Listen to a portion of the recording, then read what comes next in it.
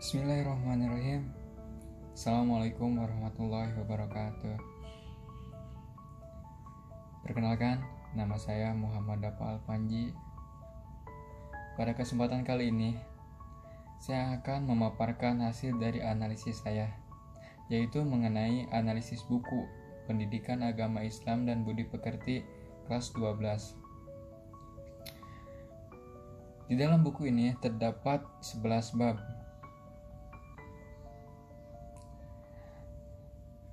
Bab yang pertama yaitu semangat beribadah. Bab kedua meyakini qada dan qadar. Bab ketiga menghidupkan nurani. Bab keempat bersatu dalam berkeragaman. Bab kelima bersyukur, meraih kasih Allah. Bab ketujuh pernikahan, membangun meligai rumah tangga. Bab ke-8 meraih berkah. Bab yang ke-9 rahmat Islam bagi Nusantara. Bab ke-10 rahmat Islam bagi alam semesta, dan yang terakhir bab ke-11 yaitu potensi jadi yang terbaik.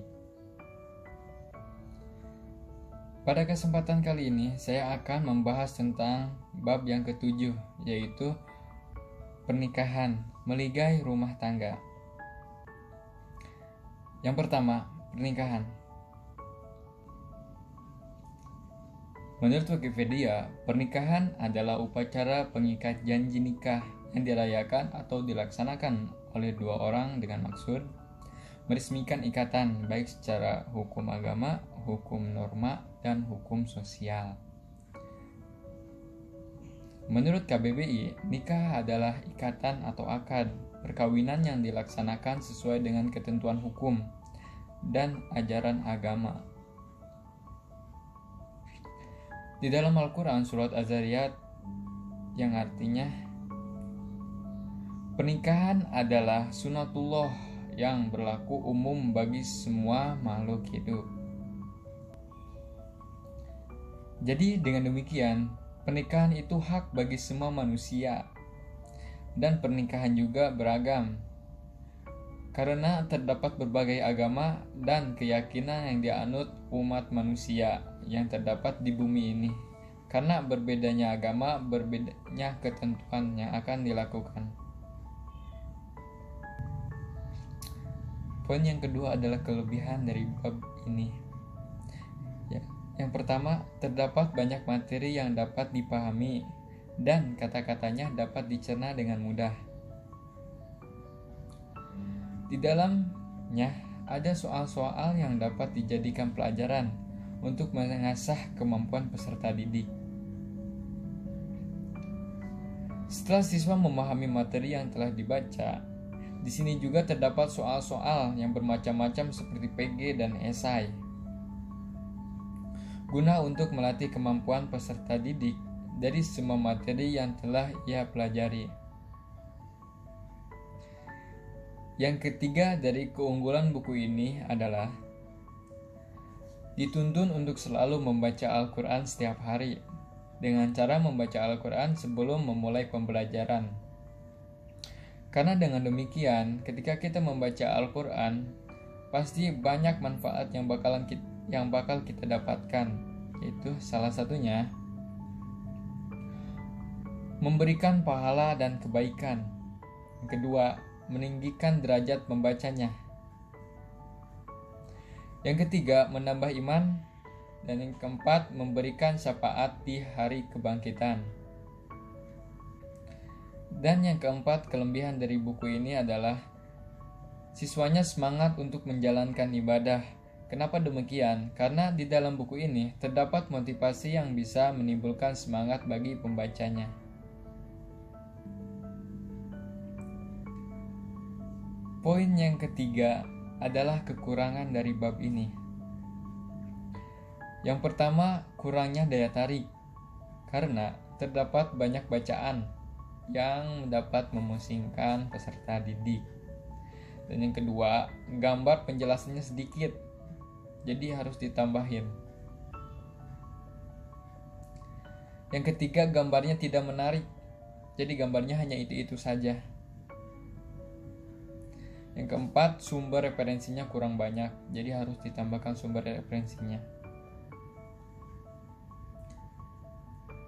Terus poin yang keempat yaitu kompetensi dasar. Kompetensi dasar dari bab ini, yang pertama, mengetahui nilai-nilai tentang pernikahan meligai rumah tangga. Yang kedua, selalu melaksanakan perintah Allah dan senantiasa menjauhi larangannya. Yang ketiga, menghayati makna yang terkandung di dalamnya. Poin yang kelima adalah kompetensi inti. Kompetensi inti di dalam bab ini yaitu yang pertama, menghayati ajaran agama. Yang kedua, berperilaku jujur dan bertanggung jawab. Dan yang ketiga, menerapkan ilmu dalam kehidupan sehari-hari. Jadi dia tuh bisa mengimplementasikan dalam kehidupan sehari-hari dia. Poin yang keenam adalah metode belajar. Metode belajar ini menurut saya ada 3. Yang pertama yaitu diskusi. Dengan cara diskusi, siswa bisa menggunakan berbagai metode. Bisa menggunakan metode zigzag, yaitu membagi mereka ke dalam beberapa kelompok. Dan yang kedua, metode tanya jawab. Setelah mereka berdiskusi dengan kelompok-kelompoknya, mereka langsung memaparkan isi materi setiap kelompok mereka. Jadi semua kelompok bisa mengetahui apa yang dipaparkan oleh kelompok yang lain. Dan yang ketiga, mengimplementasikan di lingkungan sekolah. Jadi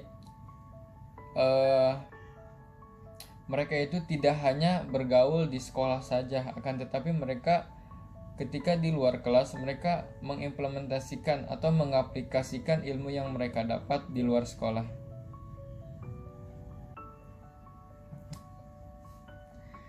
Itulah pemaparan analisis buku pendidikan agama Islam mengenai pernikahan meligai rumah tangga. Semoga ilmu yang telah kita dapat bermanfaat dan juga berkah. Amin. Sekian yang bisa saya sampaikan, kurang lebihnya mohon maaf. Undur makola wala tandur mankola. Fastabiqul khairat. Assalamualaikum warahmatullahi wabarakatuh.